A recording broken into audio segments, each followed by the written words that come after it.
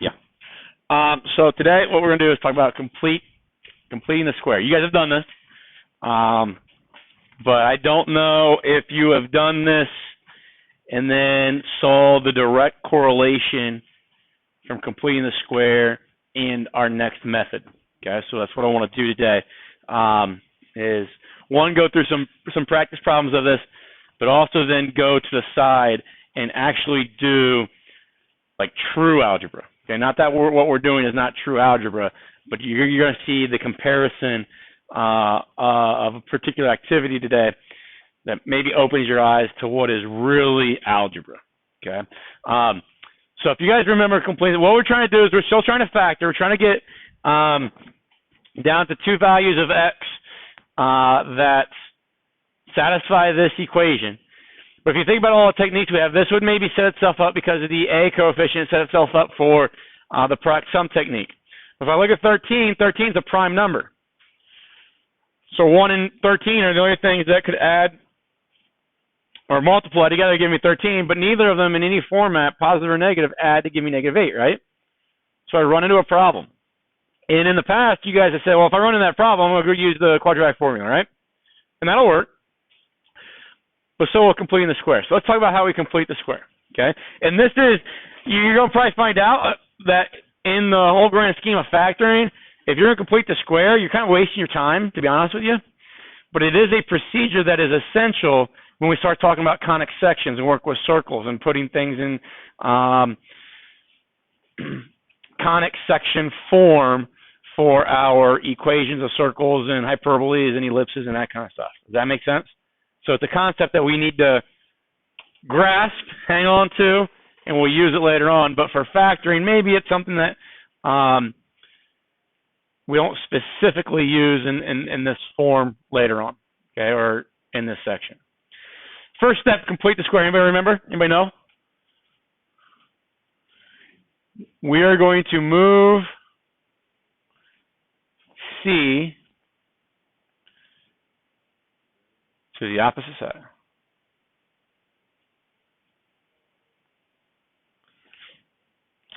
Step 2 then will be to divide all things, let's just say all terms,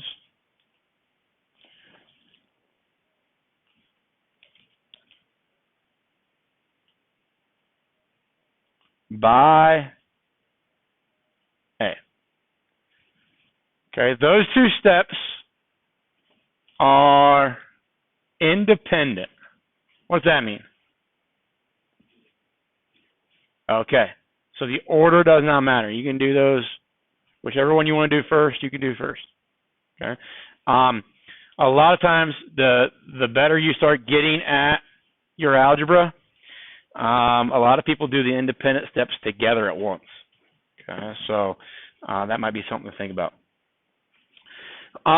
Okay, so let's go ahead over here to this side and conduct step 1 and step 2. So I'll have x squared minus 8x. I'm going to leave a gap, and we'll find out why we leave that gap here in a little bit, equals -13.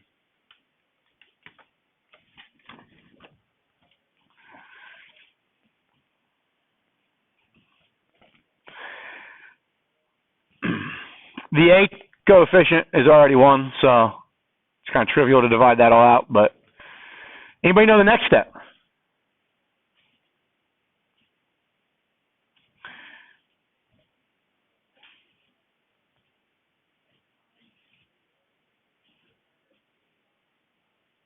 Close. I think you're right, but let's describe how that process goes. So we're going to take half of B. Okay? You are then going to square it.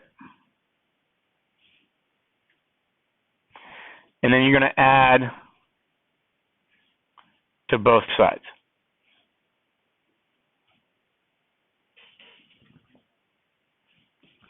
So what is B? -8. What's half of that? -4. Square that, what do you get?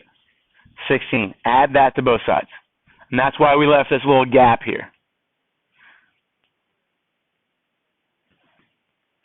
And what that does is it creates the left-hand side to be what we call a perfect trinomial. Okay? 3 parts because it's trinomial. Perfect because it's able to be rewritten as a binomial squared. Okay? So step 4 will be to rewrite the perfect trinomial as a binomial squared. What's that? Okay.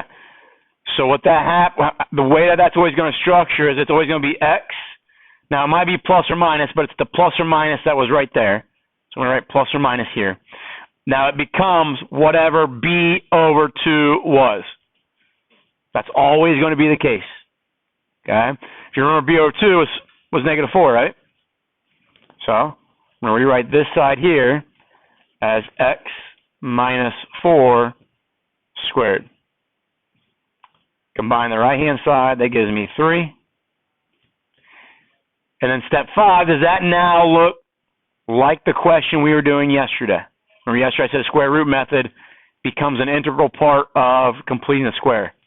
And this is where it shows up. Now we'll use square root method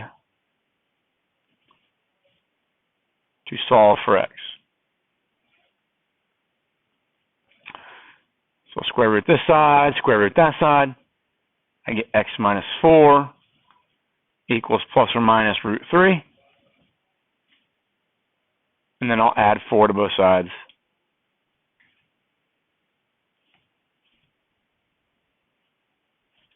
And there's my 2 solutions. Obviously, that solution or that set of solutions are what kind of numbers? Irrational, right? They got that radical 3 component. So that means if you're going to try to use the product sum technique, nobody's going to guess those numbers multiply together to give me 13, add to give me negative 8, right? Does that make sense? Okay. But if you go through, and we'll talk the structure of this when we start talking about functions a little bit more. If I want to solve or check this, what I like to do is check using Desmos, okay? And I'll show you both calculators in Desmos. Okay, I don't know, did we put Desmos on your guys' laptops? All you gotta do is go to desmos.com and it should show you here. Okay, all you gotta do is go to Math Tools at the top in the ribbon. Now they change this periodically. They change their background, but there should always be somewhere a ribbon of drop down that you can get to their different calculators. You've got your scientific calculator and your graphing calculator. We're going to use both. I think right now I'm going to jump to the scientific calculator. And I'm going to type in the original function, x squared, or the original equation, x squared minus 8x plus 13. I'm just going to hit enter. If I know the correct x value, this here warning sign or whatever is just basically telling me something's wrong. Okay. If I have the right x value, this will turn into what this should evaluate to. So I'm hoping that when I plug in x, that this becomes 0. Does that make sense? Because that's what the equation needs to state to me. So all I'm going to do now in the second line is I'm going to type in x equals, and it was 4 plus the square root of 3, right? You see that it tells me what that value is. That is 4 plus square root of 3. And up here, you see that when they plug, when Desmos sees x, but I've defined x down here as that number, it's plugging in right here and kind of show it to you maybe this way, 4 plus square root of 3 squared plus, no, or minus an 8, 4, plus square root of 3. So this is the way you would do this by hand, right? Does that kind of make sense, substituting that way? But isn't it easier just to let that be x and let that be x and then tell Desmos what I want x to equal? That make sense? You can do that on TIA 384. It's not as straightforward. On TIA 384, you're going to type in x squared minus 8x plus 13. Hit enter. Now it evaluates mine at 13. Don't worry about that right now. I'm going to type in 4 plus the square root of 3. That's my answer, right? And I'm going to hit it. I'm going to hit the STO button, which STO stands for, does anybody know? Store. I'm going to store it as X, and I'm going to hit enter. And when I hit enter, all it does is it tells me what 4 plus radical 3 is. But now, when I type anything that has X in it, it's going to replace it with that number. So I'm going to hit second enter, and it recalls this. Hit enter, you see evaluates to be 0, right? So it does that, but what kind of stinks is now if I want to try the other answer, I got to go back and edit this, hit enter, and then I got to hit second enter. And some people don't know the second enter like command, so they just start retyping everything again from like scratch, which works, but now it's plugging in a 2.26 number and getting 0. If I'm using Desmos, so much faster. Type that in. Now if I want, check the other one, all I got to do is delete the plus sign and check it. Does that make sense? Okay. Now, one thing that we got to pay attention to is the idea of, and I'm going to use lower or a different variable instead of x just so I can keep the one that's up there.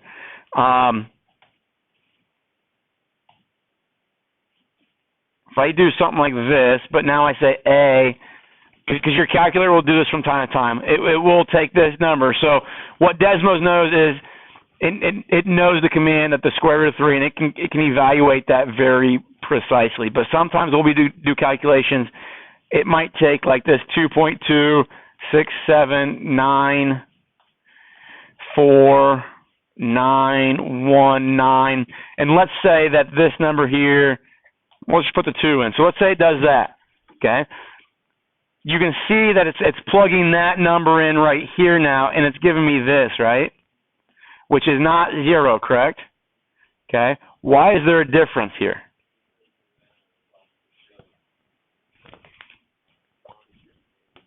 Okay, so when we see, let's see here, erase all this.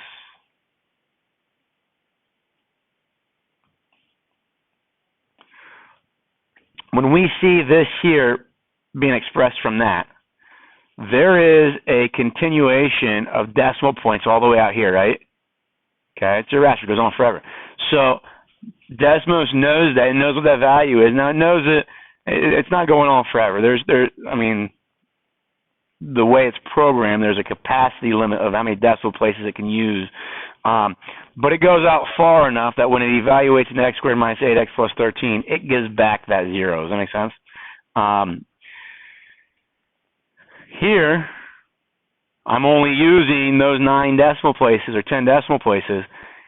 It gives me this number here instead. But what is that number there instead very close to? It's a decimal point. You got then 8 zeros and then you're 1, right?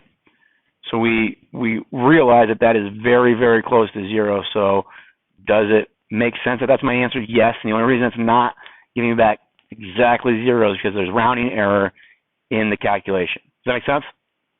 Okay, so just be aware of that as we go through checking our work. That happens a lot in this class, especially in like WebAssign. We're doing something, and yes, that's going to be something that we just have to be aware of. Okay, if I'm using the graphing calculator, it looks like this. And here's the only thing, because it's a graphing calculator, so it's looking for x's to graph things, right? Okay. If I come down here and do the same thing, that I want this thing to evaluate x at equals, 4 plus square root of 3, okay, it doesn't evaluate. Does that make sense? It's because it's capturing these x's, and when the user types in x, graph it, okay? So there's kind of like an automatic y equals here that we don't have to type in. Here, obviously, if I type in x equals, it gives me that vertical line. So if I want to use the graphing calculator to evaluate things, I can't use x's and y's. So I would have to just go like A, like I did in the last one, A, come down here, rename this variable as A, and you see there, then it evaluates it. Does that make sense? But in the evaluation process, I don't care if I'm using x's, a's, r's, whatever. It doesn't matter. Okay? Just when it's a graphing aspect of things, don't use x.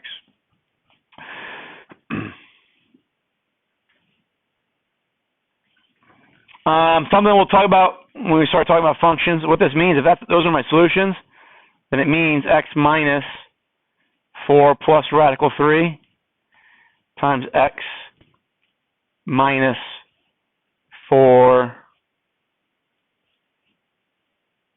minus radical 3 would have been the way that thing factors on the left-hand side and the right-hand side. Is that okay with everybody? If you multiply these together, okay, 4 plus radical 3 times 4 minus radical 3.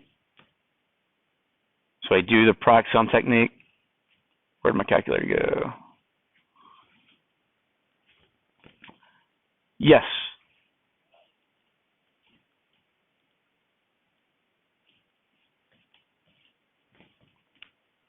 You okay?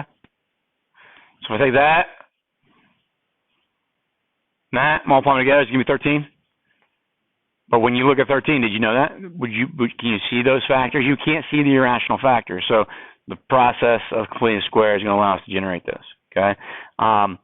When we add them together, then do they give me the 8 that we're looking for? Okay. So that is completing the square. So let's do another one, or maybe two more that a little bit different. This one here. Okay, if I want to go through this process, what's the first thing I can do? Sure. Okay.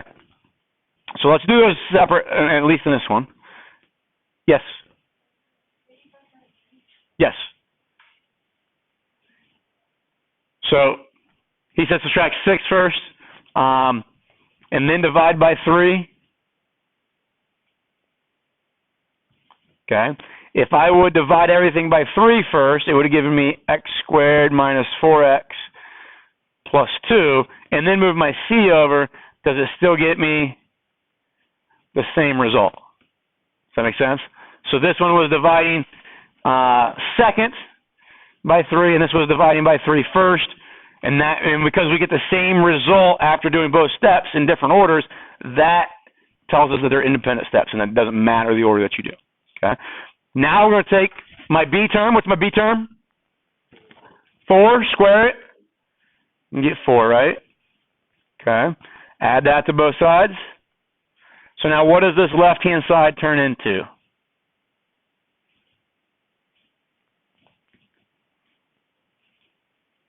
It's going to be, Anthony? Yep. Good. X minus 2 squared. So the sign is always going to be that sign right there, 100% of the time. Okay? And then the value is always going to be what b over 2 was. So b was 4 over 2 would have been just 2. Right-hand side, add that stuff together, I get 2. Can we now square root? So you get x minus 2 is equal to plus or minus root 2.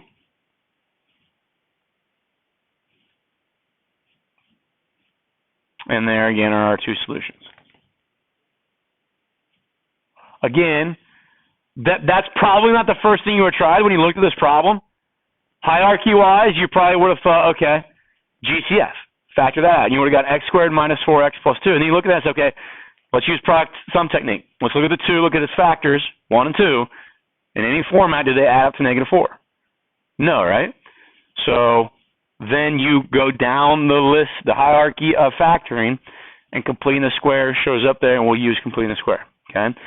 Now, I say completing the square is in the hierarchy, but it's not in the hierarchy as completing the square, and we'll talk about that after this next example.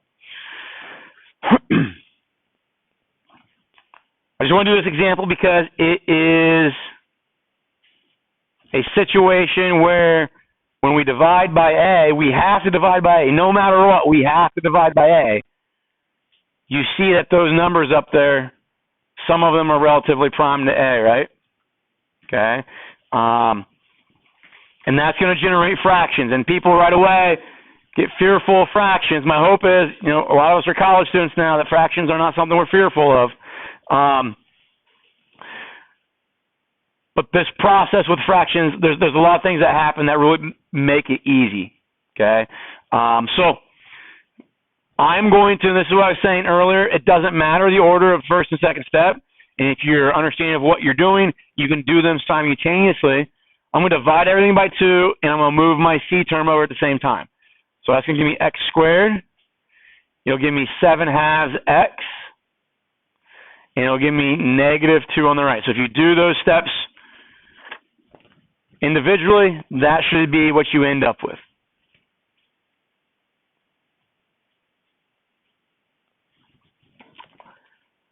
Now I'm going to take half of this term. So a lot of times I come over to the side. I could divide by 2 like that, right? But what's dividing by 2 the same as? That makes things a little bit easier when we work with fractions. Multiplying by 1/2. So multiply that by 1/2 gives me 7/4, right? Now that's not what I'm adding to both sides. I need to square that. 49/16. So I'm going to add 49/16 here. I'm going to add 49/16 here.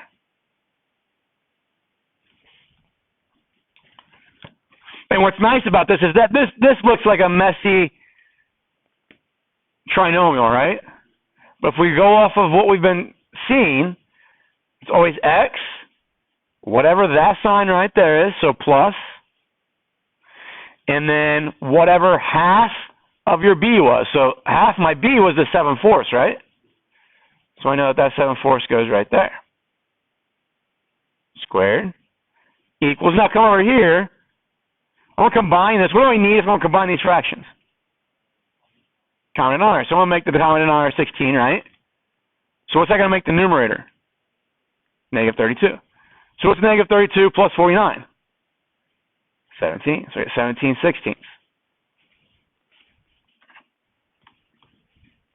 Now it's set up for the square root method, right?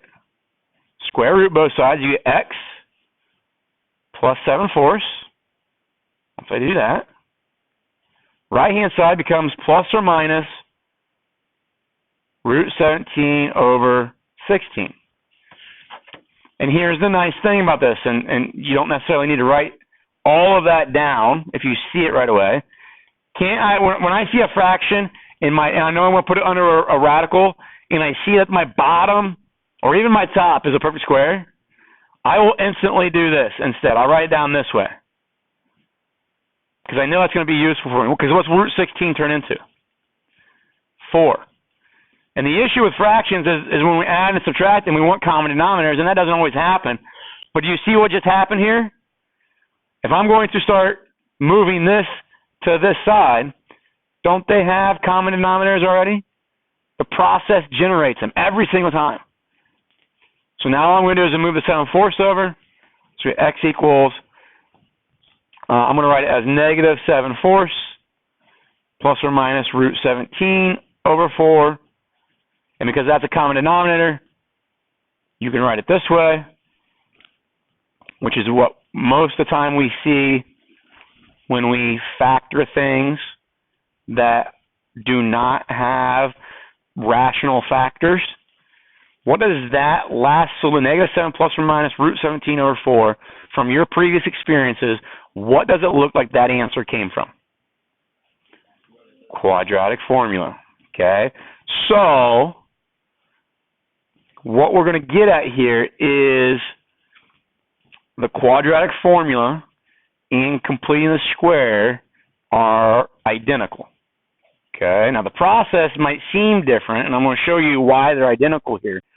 But when I said that completing the square usually isn't in your hierarchy of factoring, it's because completing the square is replaced by quadratic formula because it's quicker.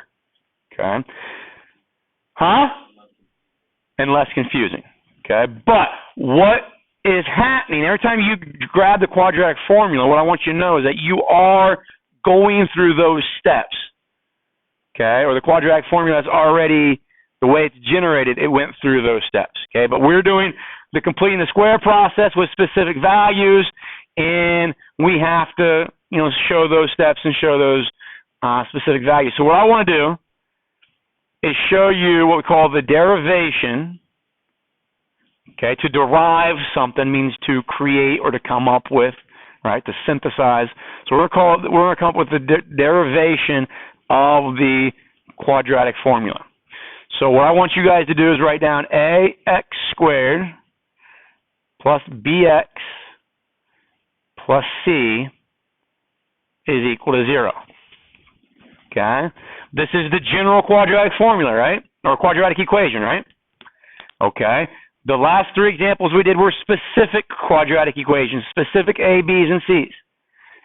Here we don't know what a, b, and c are. They could take on any value that they want, okay, any real number.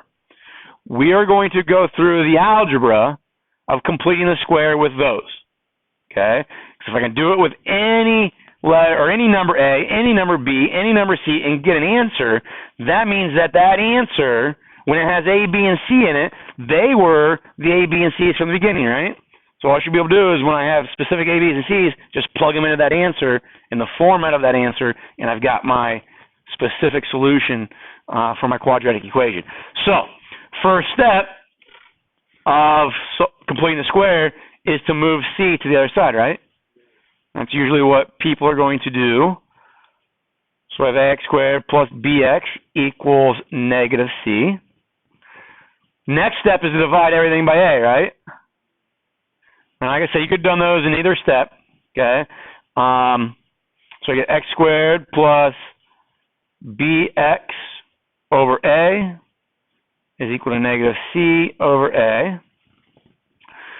Next step is to take your b term,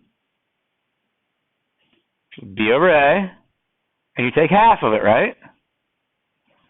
So I multiply by 1/2. That gives you b over 2a. So when you have it, the next step is to square it, right? And you can add it that way to both sides, but I'm going to actually evaluate that. I'm going to expand it. So it's going to give me b squared. If I square the top, square the bottom, so it gives me 4a squared on the bottom, right? Is everybody okay with where I got that? Just add that to both sides.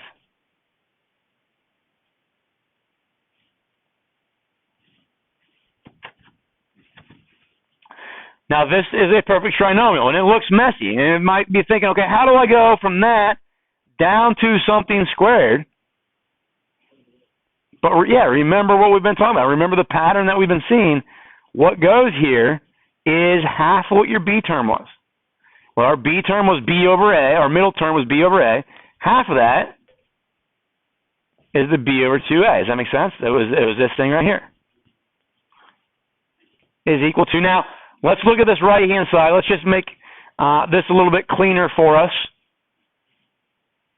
I have two fractions. What do I need if I want to add two fractions together?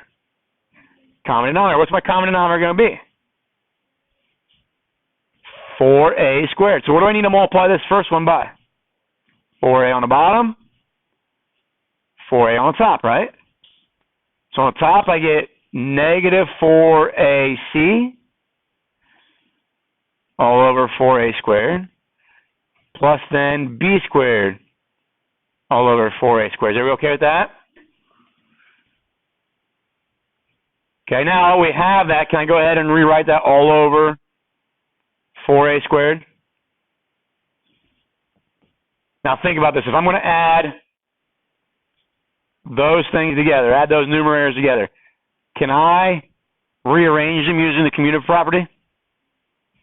So can I rewrite it as positive b squared minus 4ac?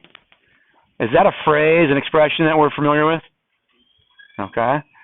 Left-hand side is x plus b over 2a still, squared. But now I can square root method, right? So when I square root, I get x plus b over 2a. Square root that. Come over here, square root this. Gives me plus or minus square root of b squared minus 4ac all over. Can I put it as the square root of 4a squared? Does that make sense? I have a fraction underneath the square root, and I can break it up into a fraction of square roots. But what is 4a squared? What kind of term is 4a squared? It's 2a, because it's a perfect square, right? So no matter what I plug in for a, plug in 0, 1, 2, or 0, 1, 2, 3, 4, 5, whatever, and evaluate, it's going to turn into a perfect square.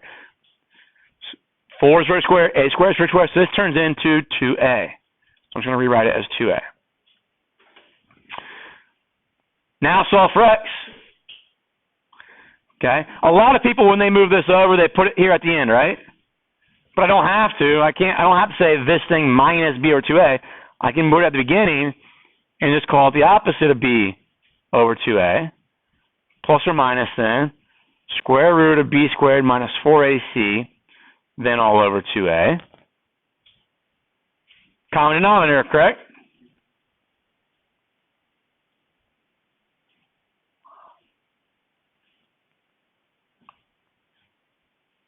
And that generates then our quadratic formula. And notice that the quadratic formula has the same a, b's, and c's that we started off with in the quadratic equation, right? So if I can pluck them off of the quadratic equation, put them in the right spots for that formula, we get our answer without going through the completing the square process directly. Does that make sense?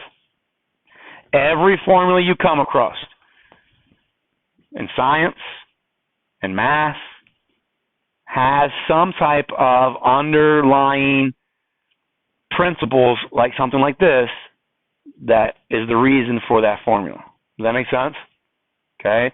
And in this class, that's what I want to make sure that we understand, because at the beginning of class I said we're going to do something that is more traditional real algebra, right?